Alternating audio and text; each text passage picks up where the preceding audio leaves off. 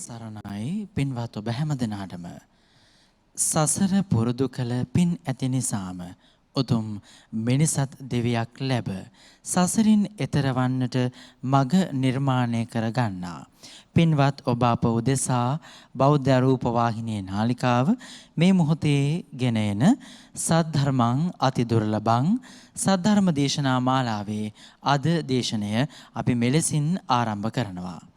දේශනාව පවත්වන පූජනීය පන්නල ධම්මිස්සර පින්වත් ස්වාමින් වහන්සේ අපි හැම දෙනාම සාදු නාද පවත්වමින් පිළිගනිමු. සාදු සාදු සාදු. අද මේ දේශනා මාලාව යටතේ බ්‍රහ්මායු සූත්‍ර දේශනාවේ 9 වන කොටස ගෞරවනීය ස්වාමින් වහන්සේ ඔබ අපට පැහැදිලි කර දෙන්නේ. ඒ වෙනුවෙන් අද මෙහි බරපැන දරමින් විකාශනය වෙනුවෙන් ඒ දායකත්වයේ කරනවා වේළුවන පෙදෙස දෙමටකොඩ පදිංචි චන්ද්‍රා දිසානායක මහත්මිය, සජිත් දිසානායක මහත්මයා, ඒ වගේම බින්දි මාධවී දිසානායක මහත්මිය ඇතුළු ඒ පවුලේ සහෝදර සහෝදරියන් ඥාති හිත මිත්‍රාදී පිරිස. සමන්ත චක්කවාලේසු අත්‍රා ගච්ඡන්තු දේවතා සද්ධම්මං මුනි රාජස්ස සුනන්තු සග්ග මොක්ඛදං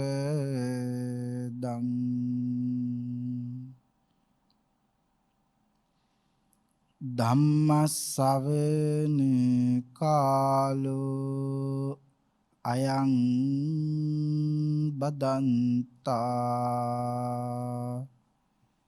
ධම්මස්සවන කාලෝ අයං බදන්තා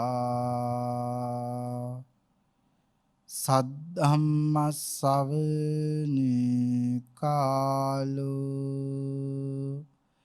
අයං බදන්තා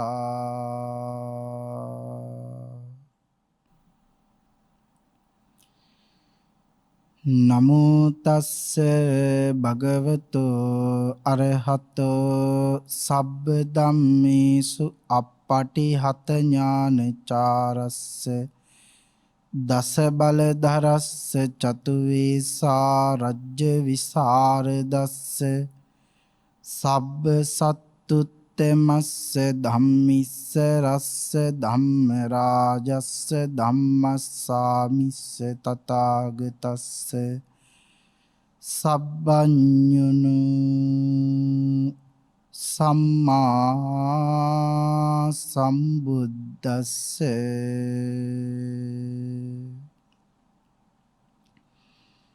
නමෝ තස්ස භගවතෝ අරහතෝ සබ්බ ධම්මේසු අප්පටිහත ඥානචාරස්ස දස බලධරස්ස චතු වේසා රජ්‍ය විසරදස්ස සබ්බ සත්තුත්තමස්ස ධම්මිස්ස රස්ස ධම්ම රාජස්ස ධම්මස්සාමිස්ස තථාගතස්ස සබ්බඤුනු සම්මා සම්බුද්දස්ස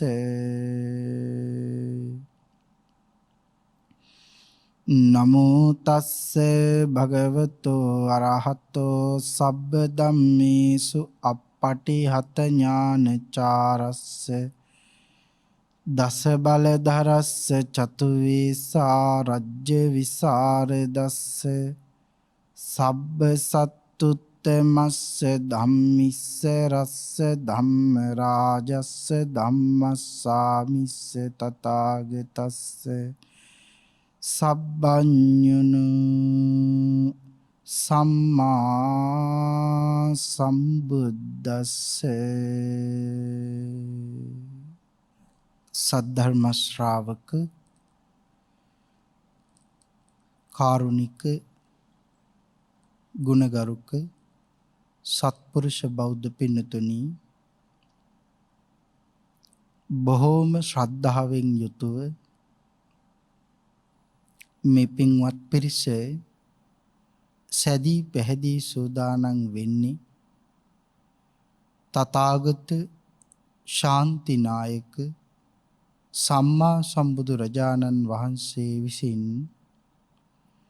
ලෝක සත්වයින් පිළිබඳ අනන්ත අප්‍රමාණ කරුණාවෙන් දයාවෙන් මෛත්‍රියෙන් යුතුව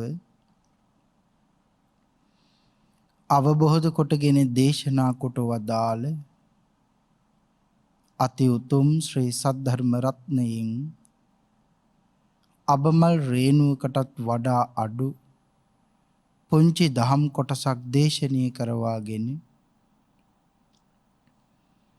ධර්ම ගෞරවයේ පෙරදරි කොටගෙන දේශනාගත ධර්මයේ ශ්‍රවණී කරන්නත් එසේ ධර්ම ශ්‍රවණී කිරීමෙන් ලැබෙන අවවාද අනුශාසනා තම තමන්ගේ ජීවිතවලට එකතු කරගෙන වඩාත් නිවැරදි ඊ타මත් ධර්මානුකූල වූ මෙලව ජීවිතයක් සකස් කරගන්නත් ධර්මානුකූල වූ නිවැරදි වූ මෙලව ජීවිතයක් තුළින් පරලොව සුගතිගාමී වූ ආයතික භවගාමී ජීවිතයකින් සැනසීමේ අති උතුම් වූ පරම පවිත්‍ර චේතනාවෙනුයි සද්ධර්ම ශ්‍රවණී සඳහා සැදී පැහැදී සූදානම් වෙන්නේ.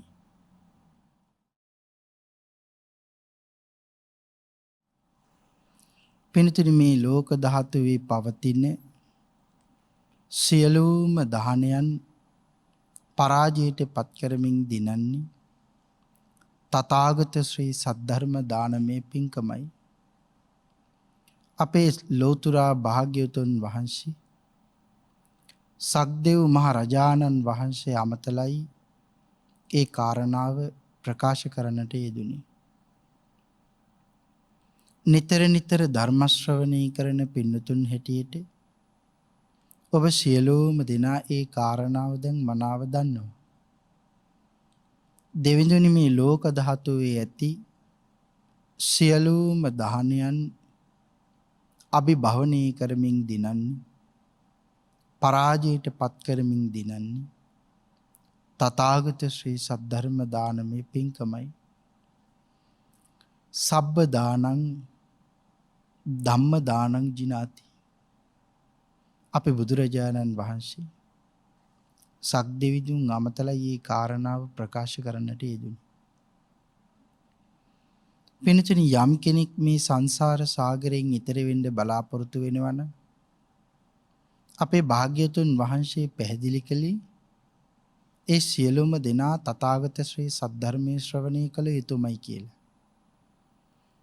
නිවැරදිව ධර්ම ශ්‍රවණය කරන්නේ නැති කිසි කෙනෙකුට කිසිම දවසක නිවන් අවබෝධ කරගන්න පුළුවන්කමක් ඇත්තේම නැහැ කියන කාරණාවයි සඳහන් කළේ.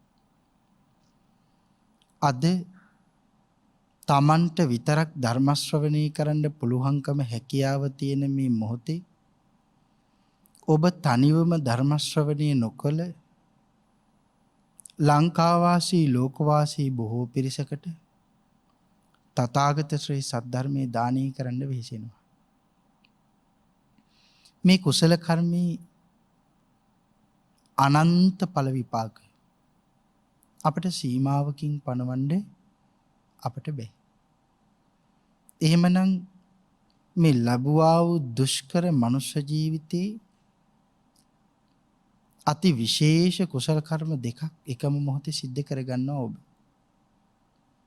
Taman විතරක් ධර්ම ශ්‍රවණය කරන්නේ නැතුව ලංකාවාසී ලෝකවාසී බොහෝ පිරිසකට බෞද්ධ රූපවාහිනිය තුලින් ධර්මයේ දානය කරනවා.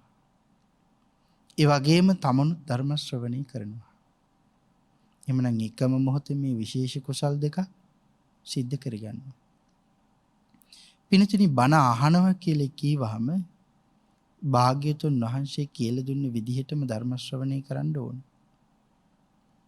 ඒ ක්‍රමය ත්‍රිපිටකයේ පුරාම සඳහන් කරලා තියෙන සූත්‍ර දේශනා අතුරින් අනිවරණ කියන සූත්‍රයෙන් පැහැදිලි කළා. මහත් වූ බලාපොරොත්තුවක් හදවතේ තියාගෙන ධර්ම ශ්‍රවණය කරන්න ඕනේ බණ අහන ලොකු කුඩා හැම කෙනෙක්. එහෙම කියනකොට අපිට හිතෙන්නත් ඕනේ අපි එහෙම බලාපොරොත්තුකින් බණ ඇහුවද?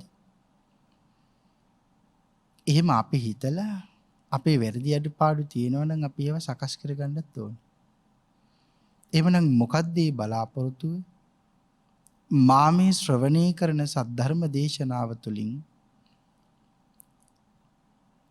මාගේ සිතේ පවතින පංච නීවරණ ධර්මයන් යටපත් වේවා. ඒ වෙනුවට සප්ත බෝධ්‍යංග ආදී ධර්මයන් වැඩි දියුණු වේවා. මේ අති ශ්‍රේෂ්ඨ සද්ධර්ම දේශනාව අතරතුරදීම මාහට අති උතුම් වූ මාර්ගයක් ඵලයක් අවබෝධ වේවා කියන ප්‍රාර්ථනාවෙන් යුක්තවම ධර්ම ශ්‍රවණී කරන්ට ඕන යන බව භාග්‍යවතුන් වහන්සේ පැහැදිලි කළා. එහෙමනම් පියාණන් වහන්සේ කියලා දුන්න විදිහටම ධර්ම ශ්‍රවණී කරමු. මේ උතුම් වූ සද්ධර්ම දානි, මේ උතුම් වූ සද්ධර්ම ශ්‍රවණිය ඔබට මට ඊ타ම ඉක්මන් භවයක ඊ타මත්ම කෙටි කාලයකින් සැප සහිත ප්‍රතිපදාවෙන් ආර්ය ධර්ම අවබෝධයෙන් සැනසීම උදෙසාම පාරමී වේවා කියලා ප්‍රාර්ථනාවන් සිද්ධ කරගන්න. පින්තුනි ඔබ සියලුම දෙනා අද මේ දායකත්වයේ ලැබලා දෙන්නේ සද්ධම්මං අති දුර්ලභං දේශනා මාලාවේ 9 වෙනි ධර්ම කාරණා කොටස සාකච්ඡා කිරීමට. අපි මීට කලින් බ්‍රහ්මායු සූත්‍රය ආශ්‍රය කරගෙන බොහෝ කාරණා පිටකයට අට කතාවට අනුකූලවම සාකච්ඡා කරන්නට යෙදුණා.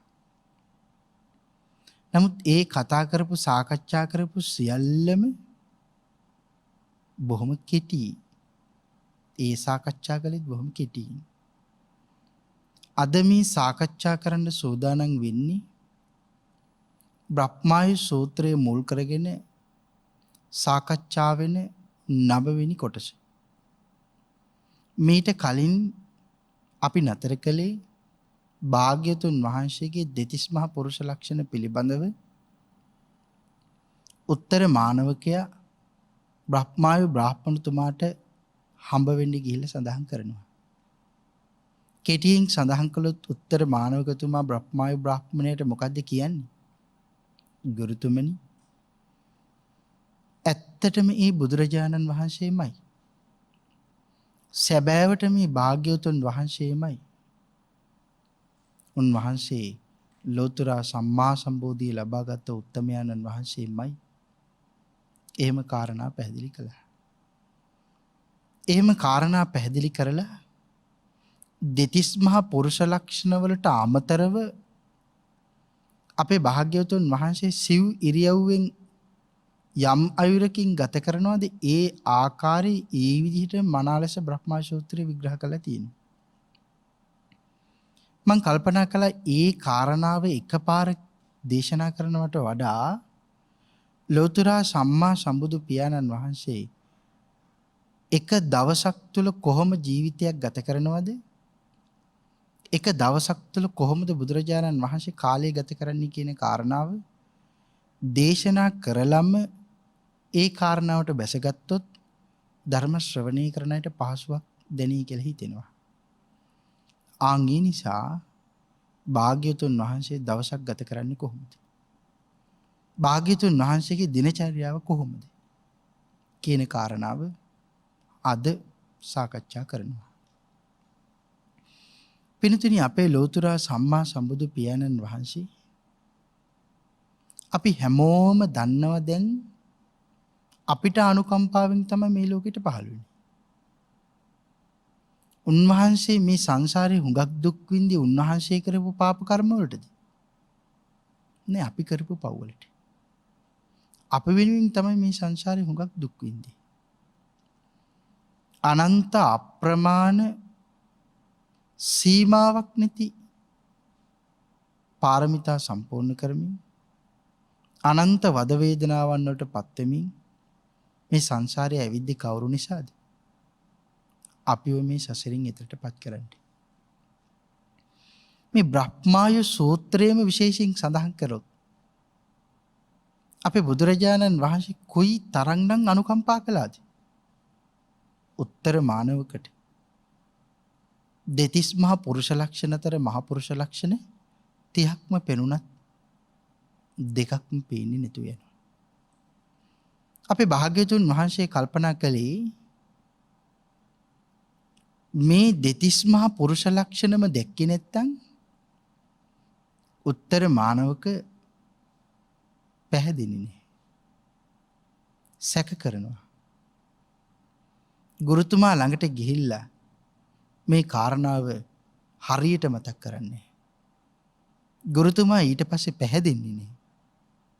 මල් ළඟට එන්න ඉන්නවනම් මේ දෙතිස් මහ පුරුෂ ලක්ෂණම මට පිළිහිట్లా නැතිනම් මල් ළඟට එන්නේ නෑ. එහෙනම් ඉතිරි දෙකත් මේ පේන්නේ නැති කාරණා දෙකත් මම පෙන්වන්න ඕනේ. එහෙම කියලා බුදු පියාණන් වහන්සේ දර්ශනීය කරවපුවාම ඒ කාරණා දෙක දැකලා මහා පුරුෂ ලක්ෂණ 32ම දකින්නවා. මහා පුරුෂ ලක්ෂණ 32ම දැකපුවාමයි සැකේ නැති කරගන්නේ. එහෙනම් ඒකාන්තයෙන්ම මේ භාග්‍යවතුන් වහන්සේමයි දැකගෙන දැනගෙන අවබෝධ කරගෙනයි යන්නේ බ්‍රහ්මයි බ්‍රාහ්මණතුමාට කියන්නේ. දැන් ඇයි භාග්‍යවතුන් වහන්සේ මේ දෙතිස් මහ පුරුෂ ලක්ෂණ 32කින් උන්වහන්සේට නතර වෙන්න තිබුණා මේවා මට පෙන්වන්න කාටවත් උවමනාවක් නැහැ කියලා. නමුත් ඇයි දැන් භාග්‍යවතුන් වහන්සේ මේ දර්ශනීය කරවන්නේ? උත්තර මානවකයාවත් බ්‍රහ්මයි බ්‍රාහ්මණතුමාවත් සංසාර සාගරයෙන් ඊතරටපත් කරන්නේ. වලෙන් ගොඩ උනායි දන්නේ නැද්ද මේ වල ඇතුළේ කොයිතරම් භයානකයිද කියලා? වලෙන් ගොඩ උනායි දන්නවා මේ වල ඇතුළේ කොයිතරම් භයානකයිද කියලා. අන්න ඒ වගේ මේ සංසාර සාගරයෙන් ඊතර උනේ අති උත්තමයන්න් වහන්සේලා මනාකොට දන්නවා මේ සංසාර සාගරේ කොයිතරම් භයානකයිද කියලා. ආන් ඒ නිසා ඒ අති උත්තමයන්න් වහන්සේලාට ඔබ කෙරෙහි මං කෙරෙහි මහා පුදුමාකාර අනුකම්පාවක් තියෙනවා. ආන් ඒ අනුකම්පාව නිසා අපේ ජීවිතය අනතුරේ දාගෙන හරි අහිංසක මිනිස්සුන්ව සංසාර සාගරයෙන් එතරටපත් කරන්න ඒ උත්තමයෝ අපි හොයාගෙන වැඩම කරනවා. එහෙමනම් අනන්ත මේ අනවරාග්‍ර සංසාරේ උන්වහන්සේ නම් අපිට ණය නෑ. හැබැයි අපි උන්වහන්සේට හුඟක් ණයයි. උන්වහන්සේ ණය නැති ආනන් වහන්සේ වෙනකොට අපි හැමෝම ණය ඇත්තෝ. අපි හැමෝම ණය තියෙනයි. කාටද ණය තියෙන්නේ? අඩුම තරමේ ලෝම කෝපයකින් හරි අති උත්තමයන්න් වහන්සේට ණයයි. අඩුම තරමේ කේශයකින් හරි උන්වහන්සේට ණයයි. නිය පිඬකින් හරි අපි උන්වහන්සේට ණයයි. ඇහැකින් හරි ඒ වගේම මොනවාකින් හරි අපි උන්වහන්සේට මේ සසරේදී ණය වෙලා තියෙනවා. අපි ණයෙන් නිදහස් වෙන්න ඕනේ. හැබැයි භාග්‍යතුන් වහන්සේට තියෙන ණයෙන් අපිට නිදහස් වෙන්න පුළුවන්ද? එහෙනම් මේ කාරණා මනාව අපි හිතන්න ඕනේ. බුදුරජාණන් වහන්සේට සම්මා සම්බුද්ධත්වයේ ලබාගෙන විවේකී අරගෙන පැත්තකට වෙලා ඉඳ තිබ්බේ නැද්ද? ඕනෑ තරම් තිබුණා. කොයි තරම් උන්වහන්සේලා විවේකීට කැමතිද? භාග්‍යවතුන් වහන්සේ තරම් විවේකීට කැමති අති උත්තමයන්න් වහන්සේ නමක් මේ ලෝකේ තව කොහෙවත් නැහැ. නමුත් උන්වහන්සේට තිබ්බේ නැද්ද මම දුක් විඳලා ලබාගත් සම්බෝධිය? මට දැන් හුඟක් මහන්සි මේ සසරේ ඇවිදලා. මට දැන් හුඟක් වෙහිසයි. ඒක නිසා මම චීවර පිණ්ඩපාත සේනාසන ගිලම්පස මේ සියල්ලම ඉරිදියෙන් මවාගෙන මම වැඩ ඉන්නවා. කවුරුත් ළඟට යන්න මට ඕමනාවක් නෑ. දුප්පත් මිනිස්සුන්ගේ දාණය මට පිළිගන්න ඕමනාවක් නෑ. දුප්පත් මිනිස්සු හදලා දෙන සිවුරු පිළිගන්න මට ඕමනාවක් නෑ. ඒගොල්ලෝ ළඟට ගිහිල්ලා බණ කියන්න මට ඕමනාවක් නෑ. මට හුඟක් මහන්සි කියලා උන්වහන්සේට ඉන්න තිබෙන්නේ නැද්ද? ඉන්න තිබුණා. එතනම සඳහන් කරනවා අපිට තියෙන කරුණාවේ සීමාවක් නෑ කියන කාරණාව. ආන් එතනයි සඳහන් කරන්නේ උන්වහන්සේ මහා කාරුණිකයි. අජාසත් රජුරෝ ඒකට කිව්වේ මොකද්ද? අජාසත් රජුරෝ භාග්‍යවතුන් වහන්සේ දකින්න ගිහිල්ලා මුලින් ගියේ නේ තියෙන බයිට්. ඔය කරන තරමක් බුදුරජාණන් වහන්සේට හුඟක් වැරදි කළා. පස්සේ ජීවක වෙදතුමාගේ පිටිපස්සෙන් යන්නේ. ජීවක වෙදතුමා පිටිපස්සෙන් ගිහිල්ලා භාග්‍යවතුන් වහන්සේගේ කරුණාවට යටත් වෙන්නේ. බුදු පියාණන් වහන්සේ ළඟ වාඩි වෙලා ඉන්නවා. හුඟක් වැරදි කරපු දරුවෙක් තාත්තා ඉස්සරහා වචනයක්වත් කතා කරන්න නැතුව ඉන්නවා වගේ. බිම් බලාගෙන වැඳගෙන බය වෙලා ඉන්නවා. බුදු පියාණන් වහන්සේ දන්නවා මම කතා කළේ නැතිනම් අජාසත් රජුට කතා කරන්නේ නේ. මං කතා කළොත් විතරයි කතා කරන්නේ. නැත්තම් මෙතෙන්ටලා නිකන් ඉඳගෙන ටිකකින් නැගිටලා යනවා යන්න. මං කතා කරන්න ඕනේ. බුදුරජාණන් වහන්සේ ශ්‍රාවණක් ගන බුද්ධ රශ්මී ජාලාවන් විහිදුවයින් ඒ අසහාය පීත්‍රවරයන් වහන්සේ සුවඳ හමන ශ්‍රී මුඛ ධාතුව විවර කරලා මේ හඬ අවදි කරලා අජාසත් රජුරෝ එක කතා කරනවා. ඒ කතා කරන වචන කීපයට අජාසත් රජුරෝ Tamanටම චෝදනා කරගන්නවා. ස්වාමීනි මන්තරම් පෞකාරයෙක් තව මේ ලෝකේ ඉන්නේ. භාග්‍යවතුන් වහන්සේ මම තරම් ඔබ වහන්සේට ද්‍රෝහිකම් කරපු මිනිහෙක් තව මේ ලෝකේ ඉන්නේ. සුගතයන් වහන්සේ මට සමා වෙනසේක්වා. මම මෙච්චර වැරදි කළා කියලා දැන ඔබ වහන්සේ මන් සමග කතා කරනවා. මහ පුදුමාකාර කරුණාවකින් මට කතා කරන්නේ. භාග්‍යවතුන් වහන්සේ අච්චර වැරදි කරපු මට මෙච්චර සමාව දෙන ඔබ වහන්සේ මහා කරුණා ගඟ, මහා කරුණා නිදානිය, මහා කරුණා සාගරය කියලා කතා කළා. එතකොට ඇයි භාග්‍යවතුන් වහන්සේ මේ අනුකම්පා කරන්නේ? මේ සසරේ තියෙන භයානකම අපිට වඩා හොඳට උන්වහන්සේ දන්න නිසා. ඒ නිසා අපිව සසරින් මුදවන්නේ උන්වහන්සේ හැම මොහොතකම උන්වහන්සේ කාලය අපි වෙනුවෙන් කළා. පංච බුද්ධ කෘත්‍ය ඒ කාරණාව මනාලෙස පැහැදිලි කරලා තියෙනවා. අපි භාග්‍යවතුන් වහන්සේ දවස ගෙවෙන හැටි අපේ පින්නතුන්ට හිතෙයි මෙච්චර විවේකයට කැමති මේ අති උත්තමයන්න් වහන්සේ අපි වෙනුවෙන් මුළු ජීවිතේම එක තප්පරයක් නිකරුණේ වෙහෙසෙන්නේ නැහැ. මුළු ජීවිතේම අපි වෙනුවෙන් වෙන් කළා. එච්චර මුළු ජීවිතේම අපි වෙනුවෙන් වෙන් කරපු අති උත්තමයන්න් වහන්සේ පුදණ්ඩවත් අද අපි දන්නවද කියන කාරණාව සාකච්ඡා කරනකොට අපිට හුඟක් දුක හිතෙනවා. අපි වෙනුවෙන් මෙච්චර අනුකම්පා කරපු අති උත්තමයන්න් වහන්සේ පිළිබඳව අපි මොනවද දන්නේ? දැනගන්න ඕමනාවක් තියෙනවද? නිවැරදිව බුදුන් පුදන්න අපට ඕමනාවක් තියෙනවද? කොහොමද අපි පුදන්නේ? නිකන් හිතන්නකෝ මට පිළිකාවක් හැදිලා මම මැරෙන්න යනවා. දැන් හිත මැරෙනවා. එක වෛද්‍යවරයෙකුට අනුකම්පා හිතිලා එයා කියනවා මේ පිළිකාව ගලවලා අයින් කරලා බේරන්න පුළුවන් මෙයාගේ ජීවිතේ. එහෙම කිව්වහම මම ඔබේ ජීවිතේ බේරනවා කියලා අපි ළඟට ඇවිල්ලා කිව්වහම කොයිතරම් සැනසීමක් අපට ලැබෙනවද? ඒ අපේ ජීවිතේනේ බේරෙන්නේ. ඒකට පුදුමාකාර සැනසීමක් අපට දැනෙනවා. එහෙම කියලා අනිත් වෛද්‍යවරුත් එක්ක එකතු වෙලා මේ ජීවිතේ බේරන්න කටයුතු සිද්ධ කරලා මං හෙට මැරෙන්න ඉඳපු එක පැය ගණනාවක අපි දුමු කඩුමතරමේ පැය 9ක්වත් ශල්‍ය කර්ම කරලා කියලා. එච්චර පරිශ්‍රමයක් අවසානයේදී ජීවිතේ බේරෙනවා.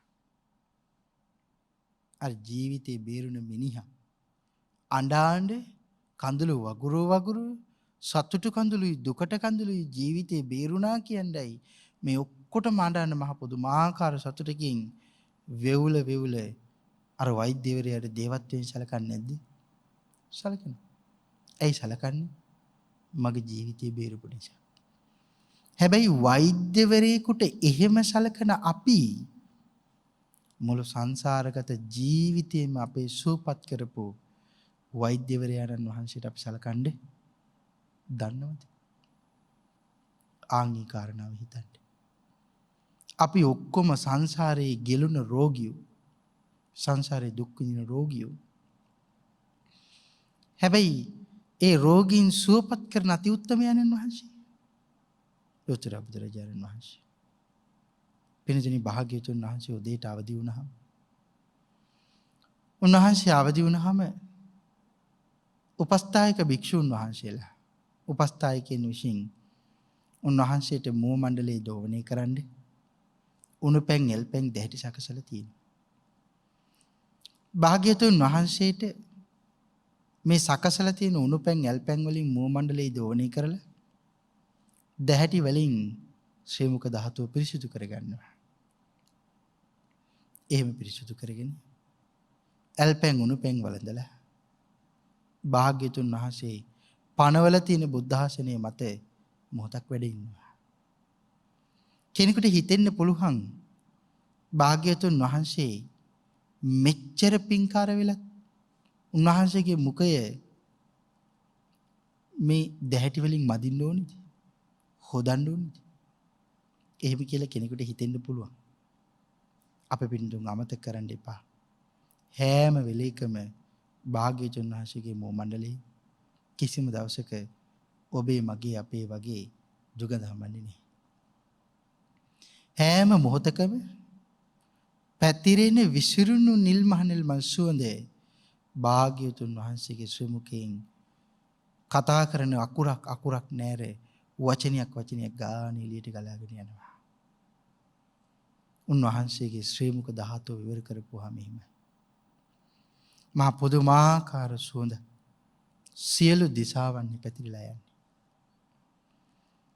නමුත් ඇයි එහෙනම් භාග්‍යවතුන් වහන්සේ මේ මුව මණ්ඩලයේ දෝණය කරන්නේ? උපස්ථායකින්ට අනුකම්පා කරලා. කාට අනුකම්පා කළාද? උපස්ථායකින්ට අනුකම්පා කරලා. එතකොට උපස්ථායකින්ට අනුකම්පාව දැන් තේරෙනව නේද? කොයිතරම් අනුකම්පාවක් කරනවද කියලා. ඒ තරම් අනුකම්පාවක්. පනවල තියෙන බුද්ධ ආසනෙ මත වාඩි වෙලා ඉන්න අසුන් අරගෙන ඉන්න. අසුන් අරගෙන වාඩි වෙලා ඉන්නේ සමාධියට සම්බන්ධලා. ඉරේ එළියටපත් වෙනකන් ඉන්නවා. අපි පින්නතුන් දන්නවනේ දහසේ අඹදැල්ලේ පැහැයට ඉර පායන්න කලින් ආසේ වලාකුළු පේන්න පටන් ගන්නවා. ආන් ඊ වගේ වෙලාවට ඉර පායගෙන එනකොට භාග්‍යවතුන් වහන්සේ සිවුර ගැටවටු කරගෙන සිවුර දෙවුර වසාගෙන භාග්‍යවතුන් වහන්සේ පාසිවුරු වරගෙන පිණ්ඩපාතේ වඩිනවා. පිණ්ඩපාතේ වඩිනකොට ක්‍රම දෙකකට වඩිනවා. පළවෙනි ක්‍රමය තමයි මම ලෝතුරා සම්මා සම්බුදුරජාණන් වහන්සේ කියලා මේ ලෝක ධාතුවේ ඉන්න කිසි කෙනෙක් දැනගන්න එපා. එහෙම කියලා අදිෂ්ඨාන කරලා පිණ්ඩපාතේ වඩනකොට දෙවියන්ටවත් බ්‍රහ්මයින්ටවත් මිනිස්සෙකුටවත් මාරයටවත් කාටවත් අඳුරගන්න බෑ මේ බුදුරජාණන් වහන්සේ මේ වඩින්නේ කියලා. පේන්නේ සාමාන්‍ය භික්ෂුවක් විදිහට. දෙවෙනි වතාව භාග්‍යවතුන් වහන්සේ අදිෂ්ඨාන කරනවා මම ලෝතුරා බුදුරජාණන් වහන්සේමයි කියලා. මේ සකල ලෝක සත්වයාම දැනගනිත්වා කියලා අදිෂ්ඨාන කළා වඩිනවා. අන්න එදාට ලෝතුරා සම්මා සම්බුදුරජාණන් වහන්සේ ශවණක් ගන බුද්ධ රශ්මී ජාලාවන් විහිදුවා දෙතිස් මහ පුරුෂ ලක්ෂණයන්ගෙන් යුක්තව අසීති අනුව්‍යංජනයන්ගෙන් යුක්තව මේ ශ්‍රී දේහ මණ්ඩලය සකස් කරගෙන වඩිනකොට කොයි තරම් ලස්සන තේජාන්විත භාවය මහ ප්‍රතාපවත් භාවය තියෙන්නේද? ඒක සීමාවකින් සඳහන් කරන්න බෑ. භාග්‍යතුන් වහන්සේ පිටුපසින් මහ සංඝරුවන වඩිනවා. ඉදිරියෙන් භාග්‍යතුන් වහන්සේ වඩිනවා. භාග්‍යතුන් වහන්සේ එහෙම වඩින මාත්‍රයකට සිතුවිල්ල හිතන මාත්‍රයකට සඳහන් කරනවා වැස්ස වලාහක, අබ්බ වලාහක, සීත වලාහක, උෂ්ණ වලාහක මේ දෙවිවරුන්ට නිකන් නම් ඉන්න බෑ කියලා. ඒගොල්ලෝ මොකද කරන්නේ? සියුම් හිරිපොද වැස්සක් වැහැලා වස්සවල මේ මහ පොළොව තෙත් කරවනවා. ඊට පස්සේ මේ මහ පොළොවේ තියෙන කුණුරොඩු ආදී දේවල් අතුගාලා පිරිසිදු කරලා අයින් කරලා දානවා. ඊට පස්සේ අබ්බ වලාහක දෙවිවරු වලාකුළු වලින් වියන් බඳිනවා කියලා සඳහන් කරනවා. හරියට ඝන අවුවේ ගමන් කරන කෙනෙකුට මුතු කුඩයක් හිසට ඉහළින් ඉස්සුවා වගේ වලාකුළු වලින් වියන් බඳිනවා. මේ විදිහට දෙවියන් භාග්‍යතුන් වහන්සේට සල්කනවා. මේ තරම් පුද පූජාවන්, මේ තරම් බුද්ධ පූජාවන් පවත්වනවා. මේ මහ පොළොව කොහොම භාග්‍යතුන් වහන්සේට සලකනවද? උස්තෙන් මිටි වෙනවා. මිටිතෙන් උස් වෙනවා. මේ මහ පොළොව සම වෙනවා. භාග්‍යතුන් වහන්සේ වඩින මහා මාර්ගයේ කිසිම දවසක වලගොඩලි ගලක්වත් උඩට ඉලිප්පිලා තියන්නේ නෑ. ඒකට හිතන්නකෝ මේ මහ පොළොව කොහොම සලකනවද භාග්‍යතුන් වහන්සේ? කොහොම පූජාවන් පවත්වනවද කියලා. උන්වහන්සේ වඩින මාර්ගයේ හරියට එකම වැලි ඇතුරුවා වගේ, සුදු සේත වැල්ල ඇතුරුවා වගේ, මලුවක් වගේ ලස්සනට සැකසෙනවා. උන්වහන්සේ වඩිනකොට මග දෙපස තියෙන ගස් උන්වහන්සේගේ පැත්තට මුතුකුඩ ඔසවනවා වගේ උන්වහන්සේගේ පැත්තට ඉහළෙනවා කියලා සඳහන් කරනවා. ඒ ගස්වල තියෙන අතුවග මල් පිපිලා අකාලෙට හරි කාලෙට හරි නමුත් ඒ මල් වලින් පෙති මේ මහ පොළොවට හැලිලා උන්වහන්සේ පිය මණ්ඩලයේ පා මණ්ඩලයේ තබන්නේ මේ මල් පෙති උඩින් කියන කාරණාවයි සඳහන් කරන්නේ. එතකොට හිතන්නකෝ කොයි තරම් ලස්සන වෙන්නේද කියලා. භාග්‍යවතුන් වහන්සේ මෙහෙම වඩිනකොට කොයි තරම් ලස්සන වෙන්නේ නැද්ද? මෙහෙම පොද පූජාවන් වලට පාත්‍ර වෙනකොට කොයි තරම් ලස්සන වෙන්නේ නැද්ද? දැන් ඇයි මෙහෙම භාග්‍යවතුන් වහන්සේ පොද පූජාවන් ලබන්නේ? මේ සසරේ ඔබට මට වැඩිය කෝටි ගණනාවකට වැඩිය ගුණයකින් බිලියන ට්‍රිලියන නෙවෙයි සීමාවකින් පණවන්න බැරි ගුණයකින් සංසාරේ හුඟක් පින් කරගත්ත නිසා.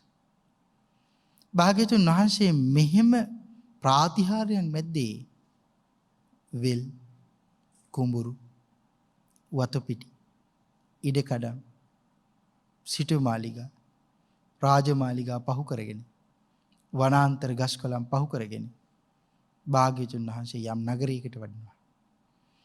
යම් නගරයකට වඩනකොට මේ නගරේ සනිටුහන් කරන්න තියෙනවා නගරයක් මැද්දේ විශේෂයෙන් ඉස්සර තිබිලා තියෙනවා මේ ඉන්ද්‍රකීලය. ආන්ගේ ඉන්ද්‍රකීලයට ඒ ළඟට භාග්‍යවතුන් වහන්සේ ශිරිපා මණ්ඩලයේ තබනකොට සඳහන් කරනවා ඒ නගරේ ඉන්නේ අශ්වයින් ඊටාම මිහිරි හඬින් හේ ශරණාද කරන්න පටන් ගන්නවා කියලා. අලියතුන් ඉන්නවා නම් ඒගොල්ලොත් ඊටාම මිහිරි හඬින් ශබ්ද කරන්න පටන් ගන්නවා. ඒ වගේම මේ මිනිස්සු කරවල් වල, කන් වල, අත්පාවල පැලඳගෙන ඉන්න රන් රිදී මුතුමැණික් ආභරණ එකින් එකට ගැටෙමින් සිලි කියලා ඊටාම මිහිරි හඬක්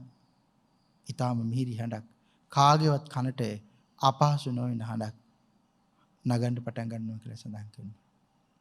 ආන් එතකොටයි මිනිස්සු දැනගන්නේ ලෝතර බුදුරජාණන් වහන්සේමයි වෙන ශාස්ත්‍රවරයෙක් නෙවෙයි භාග්‍යවතුන් වහන්සේමයි අපේ නගරයට පිණ්ඩපාතය ඇවිල්ලා තියෙන්නේ කියලා. මිනිස්සු කරන සියලු වැඩ රාජකාරී නතර කරලා අපිත් යන්න ඕනි භාග්‍යවතුන් වහන්සේ පුදන්න. අරාජ මාලිගාවේ ඉන්න රජතුමත්, සිටු මාලිගාවේ ඉන්න සිටුවරයාත්, සේවකකම් කරන දැසි දස්කම් කරුවෝ ආදී මේ සියලු දෙනා භාග්‍යතුන් වහන්සේ පුදන්න පේවිනවා. කොහොමද පේවින්නේ? ගෙදරට ගිහිල්ලා මොනවා හරි අරගෙන එනවා භාග්‍යතුන් වහන්සේට පූජා කරන්න. හැබැයි ඒගොල්ලෝ ඉන්නේ අපිරිසිදුවද? නෑ, හොඳට නාලා වැව පොකුණු ආදීන් වලට ගිහිල්ලා නාලා හොඳට පිරිසිදු වෙලා භාග්‍යතුන් වහන්සේ දකින්න පුළුවන් තරම් වස්ත්‍රයක් ඇඟේ දවටගෙන බොහොම ප්‍රියමනාප විදිහට මේ ශරීරය හදාගෙන බොහොම ලස්සනට පෙළට සූදානම් වෙලා ඉන්නවා. භාග්‍යතුන් වහන්සේට දානි පූජා කරන්න හරි මොන හරි පූජා කරන්න. පොර කණ්ඩයක්ද? නෑ, පොර කෑවෙන්නේ කවුරු? තමන්ගේ අවස්ථාව එනකන් මග බලාගෙන හිටිය භාග්‍යතුන් වහන්සේ. භාග්‍යතුන් වහන්සේ නුවර ඇතුළට ආපුහම, ගම ඇතුළට ආපුහම දානි පූජා කරනවා. දානි පූජා කරපුහම බොහොම ශ්‍රද්ධාවෙන් මිනිස්සු අනන්ත විදිහට මහ පුදුමාකාර පිළියන ශ්‍රද්ධාවකින් දානි පූජා කරනවා. සඳහන් කරන මේ ඔක්කොම එන්නේ මොනවයින් හරි දෙයකින් අද ලෝතර බුදුන් පුදන්න ඕනි කියලා. නිකන් නම් භාග්‍යතුන් වහන්සේට වැඳලා විතරක්වත් මම අතර වෙන්නේ නේ, මොනවකින් හරි පුදනවා. මෙහෙම භාග්‍යතුන් වහන්සේට පුදු පූජාවන් පවත්වපුවාම අනුකම්පා කරලා භාග්‍යතුන් වහන්සේ දානය පිළිගන්නවා. භාග්‍යතුන් වහන්සේ පිටුපසින් වඩ සියලු මහ ශ්‍රාවකයන් වහන්සේලාටද ඒ විදිහටම දානි හම්බ වෙනවා. ඒ දානය පිළි අරගෙන භාග්‍යතුන් වහන්සේ එක්කෝ එතන දානි වළඳනවා. එහෙම නැතිනම් පහසු තැනකට ගිහිල්ලා දානි වළඳනවා. දානි වළඳලා අවසානයේදී ඒ සියලුම අහිංසක ලෝක සත්වයාට අනුකම්පා කරලා ධර්මයේ දේශනා කරනවා. ධර්මයේ යොදවනවා. සතුටු කරවනවා. ධර්මයේ සමාදන් කරවනවා. ඒ අවස්ථාවේදී කෙල ලක්ෂ සංඛ්‍යාත අහිංසක ලෝක සත්වයා සසරින් මුදවලා බුදුරජාණන් වහන්සේ එතනින් විහාරයට වඩිනවා. එතනින් විහාරයට වඩිනකොට මේ ශ්‍රද්ධා සම්පන්න මිනිස්සු බුදු පියාණන් වහන්සේ පිටුපසින් මහා ශ්‍රාවකයන්න් වහන්සේලා පිටුපසින් මේ ඉන්ද්‍රකීලේ ළඟටවත් එනකන් පසුගමන් කරනවා. ඇයි මේ පසුගමන් කරන්නේ? ගෞරව පූජාවක් විදිහට. දන්නව නේද පසුගමන් කරනවා කියන එකයි පෙරගමන් කරනවා කියන එක. අද නම් බොහෝ විට එහෙම ගෞරව පූජාවන් වෙන හුඟක් අඩුයි. හැබැයි නියම ශ්‍රද්ධාවන්තයෝ නම් ওই කාරණාව දැනගෙන ඉන්නකොට අපිට කරන්න පුළුවන් කියලා දැනගත්නහම මහා පුදුමාකාර ශ්‍රද්ධාවකින් ওই කාරණා සිද්ධ කරගන්නවා. ගෞරව පූජාවන් කරනවා. බුදු පියාණන් වහන්සේ එතනින් එහා වඩිනකොට ඉන්ද්‍රකීලේ ළඟින් සියලෝම මිනිස්සු සාදු නාද දෙදී නතර වෙනවා. භාග්‍යතුන් වහන්සේ එතනින් විහාරයට වඩිනවා. විහාරයට වැඩලා දැන් භාග්‍යතුන් වහන්සේට විවේක ගන්න යන්න ඕනේ. විවේක ගන්න සුගන්ධ කුටියට යනවාද? උදේ ඉඳලා අපි හිතන්නකො උදේ ඉඳලා පැය ගාණක් අපි ඇවිදිනවා. ඇවිදපුවාම අපි මොකද්ද හොයන්නේ? ටිකක් විනාඩි 15ක් වතරම තරම සිත පෙන්න තියෙනවනේ. ටිකක් හරි නිදා ගන්න තියෙනවනේ. අපි එහෙම හිතනවා. හැබැයි බුදුරජාණන් වහන්සේ සුගන්ධ කුටිය තුරට යන්නේ. පනවල තියෙන බුද්ධ ආසනය මත අසුන් අරගෙන යති උත්තමයන්න් වහන්සේ පාර දිහා බලාගෙන වැඩ ඉන්නවා. මගේ ශ්‍රාවකයෝ මාත් සමග පිණ්ඩපාත වැඩපු ශ්‍රාවකයෝ නැවත විහාරයට එනකම් කියලා. එතකොට බලන්න අපේ අම්මවත් අපේ තාත්තවත් අපි වෙනුවෙන් මේ වගේ දේවල් කරනවා සමහර දවස්. කොහොමත්ම කරන්නේ? මහ රාත්‍රියේ අම්මයි තාත්තයි හොඳට නිදිගෙන ඉන්න පුළුවන්. දරුවෝ කොයි වෙලාවෙ හරි ගෙදර එනවනේ කියලා හිතලා. හැබැයි දරුවෝ ආවත් නැතත් කියලා බලන් ඉන්නවද? නෑ, එහෙමනේ දරුවෝ අනිවාර්යෙන් එනවා කියලා දන්නවා. ඒ නිසා බලන් ඉන්නේ. භාග්‍යතුන් වහන්සේ දන්නෝ දරුවෝ අනිවාර්යෙන් එනවා කියලා. නමුත් සියලු ශ්‍රාවකයන් වහන්සේලා විහාරය ඇතුළට වඩනකම් බලන් ඉන්නවා. උපස්ථායක භික්ෂුන් වහන්සේලා මතක් කරනවා ස්වාමීනි සියලු භික්ෂුන් වහන්සේලා වැඩිය කියලා. එහෙම වැඩිය කියලා මතක් කරපුවාම ආන් ඒ වෙලාවට බුද්ධ ආසනයෙන් බහැලා සුගන්ධ කුටියට යනකොට සිරිපා මණ්ඩලයේ දෝවණී කරගෙන සුගන්ධ කුටියේ දොරපාමුල ඉඳගෙන කෙටි අනුශාසනාවක් සිද්ධ කළා. සුගන්ධ කුටිය ඇතුළට ගිහිල්ලා ටිකක් සැතපෙනවා. විවේක ගන්නවා. සිංහසෙයියාවෙන් දකුණු වලෙන් සැතපෙනවා. දැන් උදේවරු අවසానයි. ඊට පස්සේ නැවත අවදි වුණාම භාග්‍යවතුන් වහන්සේ සුගන්ධ කුටියෙන් එළියට ආපුවා. ඒ මොහොතේ ඉඳලා හැන්දෑ වෙනකන් හුඟක් වේලාවක් ගිහියට බණ කියන වෙලාව. රජවරු, සිටවරු, මැතිවරු, ඇමතිවරු, දුගී දුප්පත් අහිංසක මිනිස්සු ඔක්කොම බණ හඬිනවා. කෙනෙකුට හිතෙන්න පුළුවන් එතකොට අපි හිතමුකෝ දවල් 12 ඉඳලා හැන්දෑවේ 5 විතර වෙනකන් කියලා. කෙනෙකුට හිතෙන්න පුළුවන් එච්චර වෙලා මිනිස්සු බණ ඇහුවද? අපි එහෙම අහන්න පුළුවන් නේ. අපිට මේ හෝරාවකටවත් තරම් කාලයක්වත් අපිට බණ අහගන්න බෑ. ඒකට අපි කියනවා එච්චර වෙලා ඇහුවද කියලා. ඒ තමයි ශ්‍රද්ධාවන්තයන්ගේ හැටි. භාග්‍යවතුන් වහන්සේ යම් පමණකින් නතර කරනවාද නතර කරනකම් බණ ඇහුවා. හැන්දේ වේගෙනේකට භාග්‍යවතුන් වහන්සේ දේශනාව නතර කරපුවාම ඒ වෙලාවේදී කෝටි ගණන් අහිංසක මිනිස්සු සසරින් මිදිලයි භාග්‍යවතුන් වහන්සේ ළඟ යන්නේ. නිකන් ගියපු කිසි කෙනෙක් නෑ. භාග්‍යවතුන් වහන්සේට වෙලාව තියෙනවනම් ඊට පස්සේ පෑම් පහසු වෙනවා. හරි අපූර්වයි මේ කාරණා.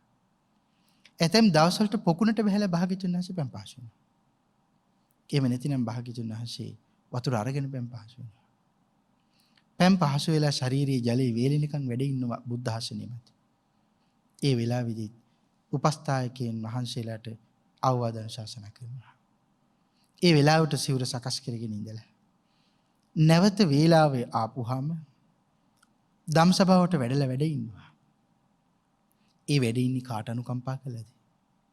භික්ෂුන් වහන්සේලාට අනුකම්පා කළා. ඒ වෙලාව තමයි භික්ෂුන් වහන්සේලාට බණ කියන වෙලාව.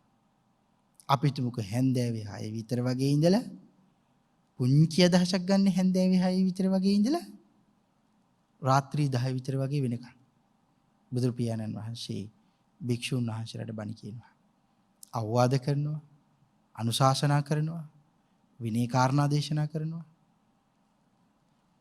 සසරින් එතරටපත් වෙන්න මඟ කියලා දෙනවා. වෙලාව එනකොට භික්ෂුන් වහන්සේලා භාග්‍යවතුන් වහන්සේ වන්දනා කරලා එතනින් අයින් වෙනවා. සමහර භික්ෂුන් වහන්සේලා සැතපෙන්න වඩිනවා. සමහර භික්ෂුන් වහන්සේලා කුටි වලට වඩිනවා. සමහර භික්ෂුන් වහන්සේලා භාවනා කරන්න වඩිනවා. සමහර භික්ෂුන් වහන්සේලා මාර්ගඵල ලබන්න වෙරවැයන් වඩන්න වෙහෙසෙනවා. මේ විදිහට කාලය ගත කරන රාත්‍රිය රැය පහන් කරන්න වඩිනවා. එතනින් පස්සේ කාට බණ කියන වෙලාවද? දෙවියන්ට බණ කියන වෙලාව. එතකොට ඒ වෙලේ ඉඳලා රෑ 2-3 විතර වගේ වෙලාව වෙනකන් භාග්‍යතුන් වහන්සේ දෙවියන්ට බණ කියනවා. එතකොට හිතන්න ඔන්න ඔය වෙලාව වෙනකන් කෙල ලක්ෂ ගණන් දිව්‍ය රාජීන් වහන්සේලා බ්‍රහ්ම රාජීන් වහන්සේලා මග බලාගෙන ඉන්නේ කියලා සඳහන් කරනවා. බුදු පියාණන් වහන්සේ හම්බෙන් වෙන්නේ අඩුම තරමේ අකුරු 4ක හරි ප්‍රශ්නයක් හදාගෙනයි කියලා. ඒ කියන්නේ පුංචි ප්‍රශ්නයක් හරි හදාගෙනයි බුදුරජාණන් වහන්සේ ළඟට එන්නේ. ප්‍රශ්න අහලා පිළිතුරු හොයාගෙන බණත් අහලා යන්නේ. එතකොට ඒගොල්ලෝ එතනින් නික්මිලා ගියපුවාම හුඟක් වෙහෙස වෙන්නේ නැද්ද භාග්‍යවතුන් වහන්සේ? හුඟක් මහන්සි.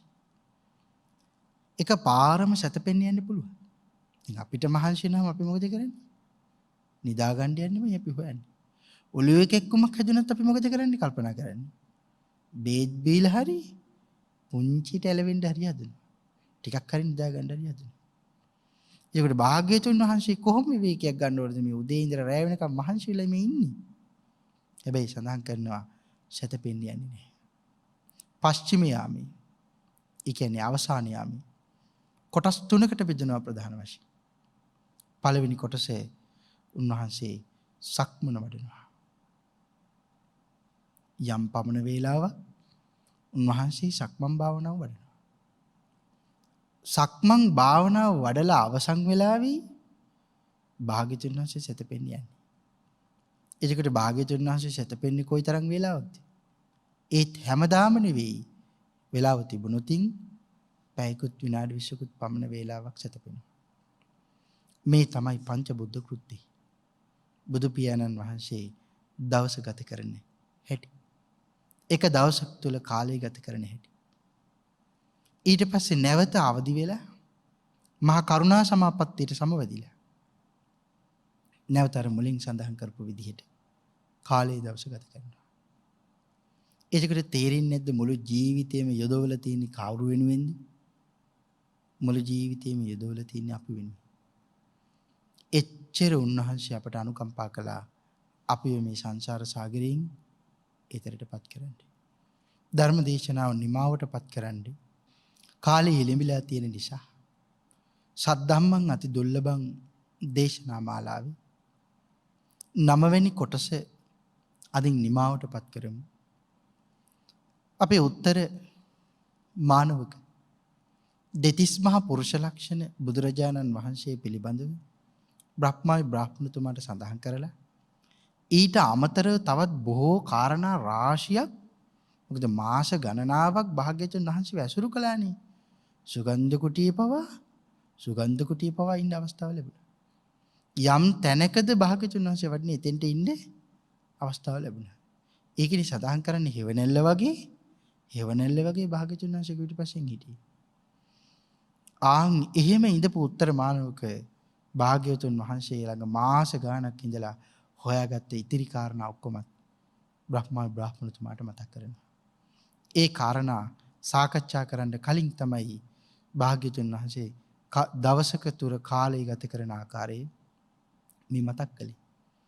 මොකද ඒ කාරණා ටික මනාව තේරුම් ගන්න මේ පංච බුද්ධ කෘත්‍ය පිළිබඳව සාකච්ඡා කරන එක හුඟක් වටිනවා. මොකද එතකොට දේශනාව තවත් වැටහෙනවා. ඒ නිසා මේ කාරණා අද පැහැදිලි කළේ. එහෙමනම් මෙච්චර සම්මා සම්බුදු පියාණන් වහන්සේ අප වෙනුවෙන් කාලය වැය කළා. අපිට ඒක තප්පර කිහිපයක් උන්වහන්සේ වෙනුවෙන් වැය කරන්න අපිට පුළුවන්. ආන්ගේ කාරණාවට පිළිතුරක් හොයන්න ඔබ සියලු දෙනාට පුළුවන්කම තියෙනවා. අපට පුළුවන් ද භාග්‍යවතුන් වහන්සේ වෙනුවෙන් වෙහෙසෙන්න? හිතෙන්න පුළුවන් මම වයසයි, මම දුප්පත්, මට වෙලාව නැහැ, මට දරුමල්ලෝ ඉන්නවා, දරුමල්ලෝ හිටියට දරුමල්ලන්ගේ දරුවන්ගේ දරුවෝ ඉන්නවා. ඒකට කොහෙන්ද මට කාලයක් භාග්‍යවතුන් වහන්සේ වෙනුවෙන්? එහෙම අපට හිතෙන්න පුළුවන්. ඒකට භාග්‍යවතුන් වහන්සේ එහෙනම් අපි වෙනුවෙන් වෙහෙසුනේ. උන්වහන්සේට සසරේ එහෙමම තිබ්බේ නැද්ද? ඒ සියල්ලම අපිට වඩා හොඳට තිබුණා. හැබැයි එහෙම තිබිලත් අපි වෙනුවෙන් කාලය වෙන් කළා. ඒ ප්‍රශ්නෙට පිළිතුරු හොයන්න ඔබ සියලු දෙනාට මේ ලැබුණ දුෂ්කර මනුෂ්‍ය ජීවිතේ ප්‍රයෝජනෙට ගන්න උත්සාහ කරන්න. එතකොට අපට හුඟක් ධර්ම කාරණා වැටහෙන්න පටන් ගන්නවා. අපි කරපු වැරදි අඩුපාඩු අපට තේරෙන්න පටන් ගන්නවා. එතකොට අපිට හැදෙන්නේ, අපට සැකසෙන්නේ, පින් කරගන්න, කුසල් වඩා ගන්න අපට පුළුවන්කම ලැබෙනවා. ඔබ සියලු දෙනාට හැකිතාක් සීලවන්ත වෙමින්, හැකිතාක් ගුණවන්ත වෙමින් සංසාර සාගරයෙන් ඈතර යන්න මගේ බුදුරජාණන් වහන්සේගේ ආශිර්වාදය නිරන්තරයෙන් උදාපත් වේවා කියලා ආශිර්වාද කරනවා. මේ උතුම් සද්ධර්ම කාරණා මුළු මහත් ලෝක ධාතුවටම දානී කරන්නේ පින්වන්ත දායකත්වයේ සපයන්නට යෙදුනේ වේලවන පෙදෙස දෙමටගොඩ පදිංචි චන්ද්‍රා දිසානායක පින්වත් මෑණියන්, සචිත් දිසානායක පින්වත් පුතණුවන්, බින්දි මාධවී දිසානායක දුවණිය ඇතුළු පවුලේ සහෝදර සහෝදරියන් නේද හිතවතුන් ඇතුළු කාරුණික ගුණකරුක පින්වත් පිරිස විසින් උතුම් වූ වරමුණ පරලෝ සැපත් වන්නට යෙදුන මහින්ද හේමසිරි දිසානායක පින්වත් මහත්මාණන්ට මේ සියලෝම පින්දහම් අනුමෝදන් වේවා. සසරගාමී ජීවිතයෙන් සූපත් වේ ලබන උතුම් වූ නිවනින් සැනසීමටපත් වේවා කියලා පින් අනුමෝදනාවන් සිද්ධ කරනවා. ඊට අමතරව පවුලේ පරම්පරාවේ වර්ග ඥාතීන් නමින් නැසී පරලෝ සැපත් සෑම සියලුම දෙනාට මේ සියලුම පින්දහම් අනුමෝදන් වේවා කියලා ප්‍රාර්ථනාවන් සිද්ධ කරනවා. දෙවියන් සහිත ලෝක සත්වයාටද මේ සියලුම පින් අනුමෝදන් වේවා. රත්නත්‍රය ආශිර්වාදේ ප්‍රාර්ථනා කරනවා. මහින්ද හේමසිරි දිසානායක මැතිතුමා අභාව ප්‍රාප්ත වී දින 7ක් සම්පූර්ණ වීම නිමිත්තෙන් ධර්ම දානමය පුණ්‍ය කර්මයේ සිද්ධ කරගන්න මේ මොහොතේ එතුමන්ට පින් අනුමෝදන් කිරීමේ අරමුණින් එතුමන්ට නිවන් සුව ප්‍රාර්ථනා කිරීමේ අරමුණින් මේ මහත් වූ කුසල කර්මයන් සිද්ධ කරන පවුලේ පරම්පරාවේ සියලුම දෙනාටම බිරිඳ දුවා දරුවන් තුළ හැම දෙනාටමත් නිදුක් නිරෝගී චිරජීවනයේ රත්නත්‍රය අනන්ත ගුණ බලෙන් උදාපත් වේවා කියලා ආශිර්වාද කරනවා. අවසරයි බෞද්ධ මාධ්‍ය ජාලයේ නිර්මාතෘවර බෝධිසත්ව ගුණෝපේත දරණාගම කුසල ධම්ම මහා ස්වාමින් වහන්සේ බොරලන්දියේ වජිරඥාන මහා ස්වාමින් වහන්සේ ඇතුළු රටට දැයට නිර්මල වූ පර්‍යාප්තිය දානී කරන්න වෙහෙසෙන බෞද්ධ ආකාර මණ්ඩලයේ සියලුම දෙනාටමද මේ සියලුම පින් අනුමෝදන් වේවා කියලා පින් අනුමෝදනා සිද්ධ කරමු. ඒ වගේම රට ජාතිය වෙනුවෙන් දීපිදු සියලුම රණවිරුවන්ටද ත්‍රිවිධ හමුදාව පොලිසිය ආදී සෑම දෙනාටම සෞඛ්‍ය කාර්යාංශයේ සියලුම දෙනාටම මේ සියලු පින් අනුමෝදනා වේවා කියලා ප්‍රාර්ථනා සිද්ධ කරමු. පින් අනුමෝදන් කළ හැමට පින් අනුමෝදන් වේවා. ආශිර්වාද කළ හැම දිනාටම රත්නත්‍රි ආශිර්වාදේ උදාපත් වේවා. ඊ타මත්ම ඉක්මන් භවයක ඊ타මත්ම කෙටි කාලයකින් සුඛ සහගත ප්‍රතිපදාවෙන් ආර්ය ධර්මාවබෝධයෙන් සැනසීම දෙසාම මේ මහත් වූ කුසල කර්මය ඔබට මට පාරමී ධර්මයන් බවටම පත් වේවා කියලා ප්‍රාර්ථනා කරගන්න. ආකාශට්ඨා ච බුම්මට්ඨා දීවානාගා මහිද්దికා පුඤ්ඤන්තං අනුමෝදිත්වා චිරන් රක්칸තු ලෝක සාසනං තී දේවෝ වස්සතු කාලේන සස්්‍ය සම්පatti හෝතු ච පීතෝ භවතු ලෝකෝ ච රාජා භවතු ධම්මිකෝ